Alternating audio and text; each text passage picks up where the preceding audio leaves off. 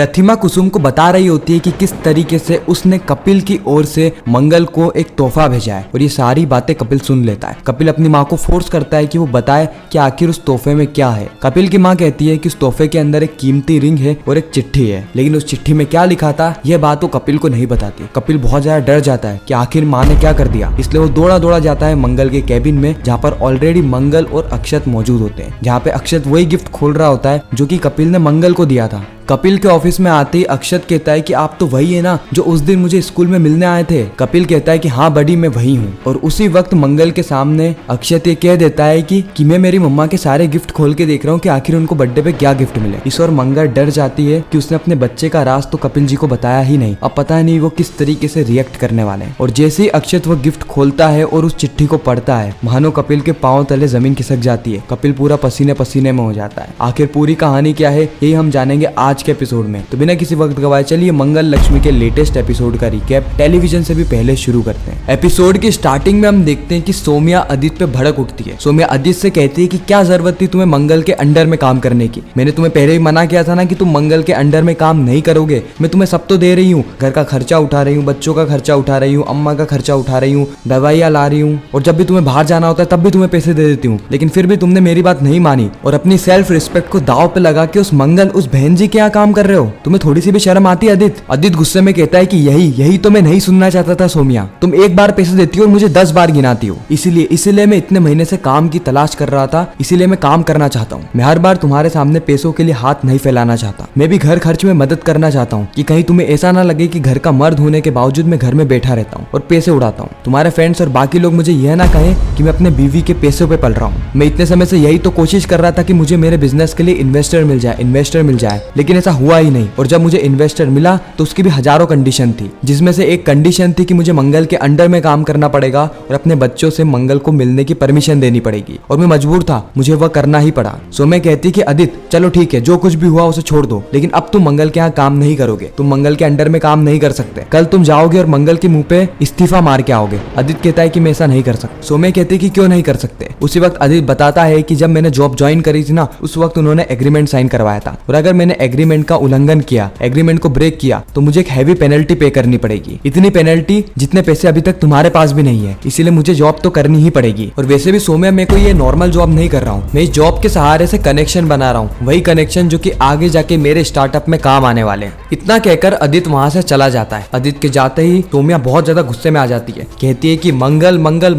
ये मंगल है कि मेरा पीछा ही नहीं छोड़ रही है, बड़ी मुश्किल से इसको घर से भगाया था और वापस आ गई है। मैं किसी भी हालत में आदित्य को उसके अंडर में काम नहीं करने दूंगी, वो मौके का फायदा उठाने वाली है। नहीं, ऐसा नहीं होगा, बिल्कुल भी नहीं होगा। अब अगले दिन हम देखते हैं कि जब आदित्य ऑफिस के लिए जा रहा होता है, उसी वक्त सोम्या आदित्य के लिए कॉफी लेकर आती है और आदित्य से कहती है कि आदित्य मुझे तुमसे कुछ बात करनी है। आदित्य कहता है कि अब क्या बात करनी है, कल तुमसे कुछ कहना रह गया था क्या जो तुम अभी कहना चाहती हो? कल तुमने मुझे कितना सुनाया सोम्या, उसके बाद भी कोई अक्कल। सोम्या यहाँ पर आदित्य से माफी मांग रही होती है और कहती है कि Aditya I am really sorry, कल जो कुछ भी हुआ ना वो गलत फहमी के चलते हुआ, और मुझे पता है मैंने तुम्हें बहुत कुछ गलत सुनाया है, and it was my mistake and I accept that. तुम्हें मुझे जो भी पनिशमेंट देनी है ना तुम दे दो, मुझे सारी पनिशमेंट मंजूर है, लेकिन यूं मुझसे रूठो मत। अगर तुम ऐसा करोगे तो मैं जाऊंगी ही कहाँ, मैं सब कुछ तो तुम्हारे लिए ही कर रही हूँ। और जैसे ही मंगल वापस आए ना तो मैं अनसिक्योर हो गई थी, और मुझे पता है ये मेरी ही गलती है, लेकिन अब मैं तुम्हें फोर्स नहीं करने वाली। तुम ये कॉफी लो और जल्दी से ऑफिस चले जाओ ताकि उस मंगल को तुम्हें कुछ सुनाने के लिए शब्द ना बचे। आदित्य कहता है कि थैंक यू सोम्या सारी चीजों को समझने के लिए। आई होप कि तुम समझी होगी कि मैं कितनी परेशानियों से जूझ रहा हूँ, और तुम चिंता मत करो, मैं जल्द से जल्द अपना स्टार्टअप खड़ा कर लूंगा, और फिर ये मंगल कपिल इनके चक्कर में अपन को पढ़ना ही नहीं है। हम हमारी जिंदगी हमारे बच्चों के साथ अच्छे से बिताएंगे। उसके बाद जो आदित्य है वो ऑफिस के लिए निकल जाता है। वो जैसे ही बाहर आता है और देखता है कि उसकी कार का टायर तो पंचर है, वो स्टेपनी निकालता है, लेकिन स्टेपनी भी कार में नहीं होती है, जिसके कारण उसे ऑटो के सहारे जाना पड़ता है। सोम्या मनी मन में कहती है कि आदित्य तुमने तो जॉब छोड़ने से मना कर दिया, लेकिन मैं हार मानने वाली नहीं हूँ। मैं तुम्हें ऑफिस ही हर बार लेट पहुंचाऊंगी और इतनी सारी प्रॉब्लम क्रिएट कर दूंगी कि वो लोग खुद ही तुम्हें ऑफिस से निकाल देंगे तुमसे परेशान होकर।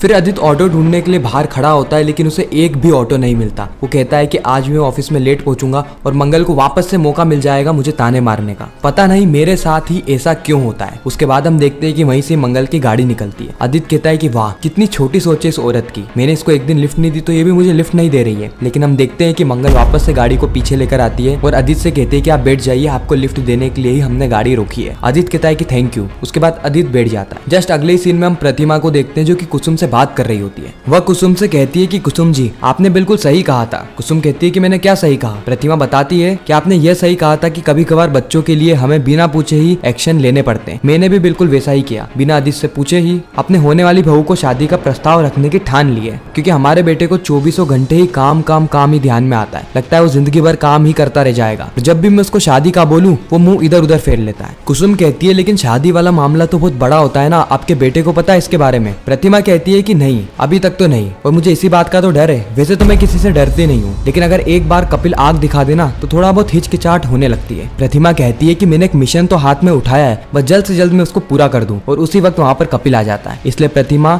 जल्दबाजी में फोन को काट देती है और कहती है कि कपिल तुम यहाँ। कपिल कहता है कि माँ आप मुझे सच सच बताइए कि आप कौन से मिशन की बात कर रही हैं, आपने मंगल जी से कुछ कहा है क्या? लेकिन प्रतिमा चुप रहती है, जिससे कि कपिल कहता है कि आई एम श्योर आपने मंगल जी से ही कुछ कहा है। माँ मुझे साफ साफ बताइए कि आपने मंगल जी से क्या कहा है। प्रतिमा कहती है कि कुछ नहीं, बस मैंने तुम्हारी ओर से एक छोटा सा गिफ्ट भेजा है। कपिल कहता है कि व्हाट, आपने मेरी ओर से छोटा सा गिफ्ट भेजा है? आपको शायद पता नहीं है कि हम लोग बिजनेस पार्टनर्स हैं। अगर आप इसे उन्हें पर्सनल लेवल पे गिफ्ट भेजती रही तो वह हमारे बारे में क्या सोचेंगी? वो जो बार बार हमारी केयर कर रही है, हमारे घर पे आ रही है, वो सारी चीजें करना बंद कर देंगी। चलो सारी बातें छोड़ो, आप मुझे ये बताओ कि आपने गिफ्ट में क्या भेजा है। प्रतिमा कहती है कि कुछ नहीं, बस एक छोटी सी रिंग भेजी है। कपिल कहता है कि व्हाट, आपने रिंग भेजी है? आपको पता है रिंग भेजने का मतलब क्या होता है? आपने एक तरीके से इनडायरेक्टली उन्हें एंगेजमेंट का ऑफर दे दिया है। अब पता नहीं वो किस तरीके से रिएक्ट करेगी। इसके अलावा आपने क्या भेजा है? प्रतिमा कहती है कुछ नहीं, एक छोटी सी चिट्ठी भेजी है। कपिल कहता है कि चिट्ठी में क्या लिखा है, लेकिन प्रतिमा इस वक्त तक नहीं बताती कि उसने चिट्ठी में क्या लिखा है, जिसके कारण कपिल सबसे पहले तो कॉल करके पूछता है कि मंगल जी के सारे गिफ्ट्स कहाँ रखे। जब उसे पता चलता है कि ऑफिस में रखे तो कपिल भागा भागा ऑफिस की ओर जाता है। इस तरह मंगल को देखते हैं जो कि ऑफिस पहुंच गई होती है। मंगल ऑफिस में पहुंचते ही अपने बेटे अक्षत को देखती है और अक्षत को देख के वो चौंक जाती है। वो अक्षत से पूछती है कि अक्षत आप यहाँ पर कैसे हो? अक्षत कहता है कि आप कहती हो ना अम्मा मैं बड़ा हो गया हूँ, तो मैं बस पकड़ के यहाँ पर आया। मंगल चौंक जाती है। फिर अक्षत कहता है कि नहीं नहीं मैं मजाक कर रहा था, वो मेरा एक दोस्त है ना रॉकी, उसके पापा भी इसी ऑफिस में काम करते हैं और हमारे स्कूल की छुट्टी थी, इसलिए मैंने सोचा कि क्यों ना मैं आपके ऑफिस में ही आ जाऊँ। आपको इतने सारे गिफ्ट्स मिले मम्मा, क्या मैं इन गिफ्ट्स को खोल के देख लूँ? मंगल कहती है कि हाँ मेरे सारे गिफ्ट तुम्हारे ही तो हैं, तुम खोल के देख लो। उसी वक्त हम देखते हैं कि अक्षत सबसे पहले कपिल का गिफ्ट उठाता है और कहता है कि इस पे लिखा है फ्रॉम कपिल। मंगल कहती कपिल जी ने गिफ्ट भेजा है, इसको खोलो तो सही। अक्षत उसे खोलने वाला होता है कि उसी वक्त वहाँ पर कपिल आ जाता है। कपिल को देखते ही अक्षत कहता है कि मम्मा आप इन्हें जानती हैं,